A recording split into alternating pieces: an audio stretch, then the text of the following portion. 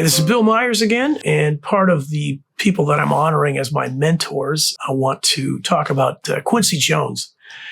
In 1978, when demos got heard by some folks and fortunately started recording out in LA, I had the good fortune to meet David Foster working on the IM record. And David couldn't have been kinder to me. He's also one of my mentors and has helped me a number of times. Introduced me to Quincy. And I got a phone call to come to Quincy's house. Now, Quincy had been a hero of mine for a long time. One of the most important people in my life was my father. All due respect and love to him. One of the things that I acquired, I think, was a love for some of the music that my father really enjoyed. He was a big fan of Frank Sinatra, Nat King Cole. He'd listen to orchestrators and film scores, Henry Mancini, Jerry Goldsmith. As a matter of fact, he took me to see the movie Patton. And when the movie ended, he said, "What do you think?" And I was so impressed with the score that I turned to him and said, one day I really want to do that. I'd like to score a movie. Anyhow, back to Quincy. Suddenly I got the phone call to come to his house out in Beverly Hills. And he couldn't have been nicer. Sat me down and again asked me, "Oh, it looks like you're getting a good start here. You've toured with Gino and you're recording with him. The song demo, you said all the songs got placed. That could be a good publishing deal. I've talked to Maurice. He says you've got production skills." I think at the time I was producing The Emotions. So it was after Earth, Wind & Fire. What do you want to end up doing? What would you like to have when it's all done? And I said, I really want to leave myself on a great movie at some point. And he said, wait a minute. And he left me for at least 10 minutes. I didn't know if he was going to the bathroom or he was bored or whatever. He got a phone conversation, hungry, I don't know. And he came back.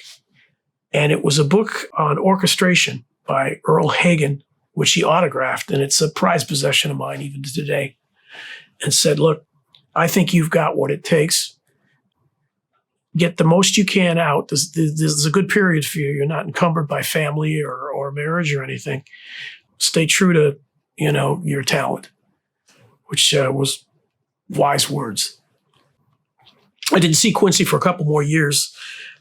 I was part of Maurice's crew, it seemed like, for production, arranging, and things like that. And Quincy had his crew. I didn't quite break into that as far as an arranger or keyboard player. He called me again, I believe it was early 90s, to write for Donna Summers on her record.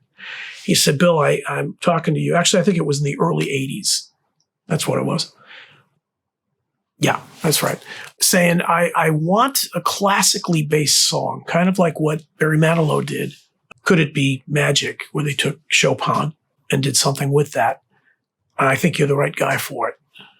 He was aware, by the way, of my classical organ background and piano minor at school before I turned into orchestration. So he said, but I got a favor to ask. He says, Donna wants to be part of the writing of all the songs if possible. Would you be willing to sit down with her? And I said, sure, yeah. So then I spent a week preparing, getting ready to go to the studio and meeting her. And I came up with what I thought was a really good idea, taking the theme from Foray, I think it's called Pavane. Thought it just had such a nice, beautiful melodic tone, but we could write some really great lyrics over that, and then have other sections, use it maybe as a verse setup.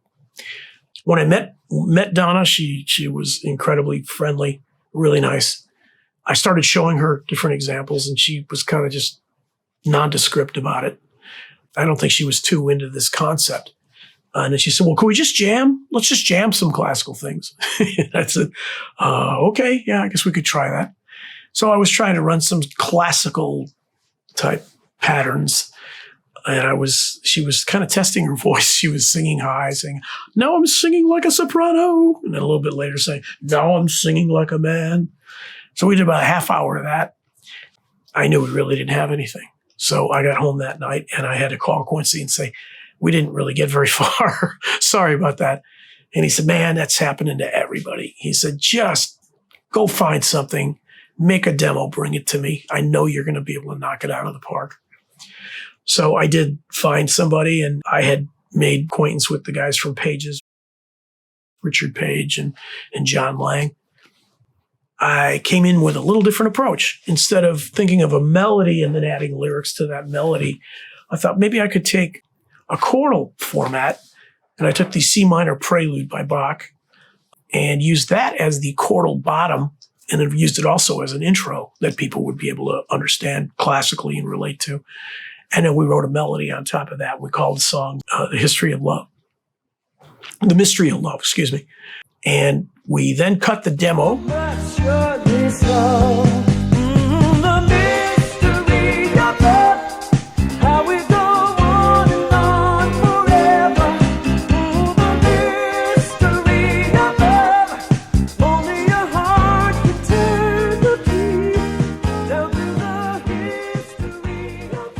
At Warner Brothers Studios, because Richard had a publishing deal with Warner Brothers. Somebody showed up there that was part of the crew publishing department, and apparently didn't like the song at all and told head of publishing, I'm going to not mention names to semi-protect the not innocent, okay? A day or two later, I got a call from Quincy because we took it directly to his house.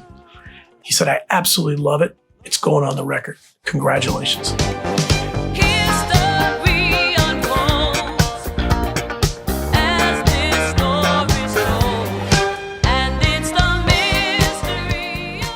And that was followed the next day by a phone call from those people wanting to sign me to a publishing deal. And I became aware of very quickly that that wasn't the thing to do. If you're going to get a publishing deal, make sure it's with people that, you can believe in. I also sent Quincy a copy of Images after I did it in 1985, and he praised it, which I was very, very grateful for. And I've lost track of him in these years since. It's one of my missions to try to hook back up with him again. Just thank him for his help and his praise. Thank you.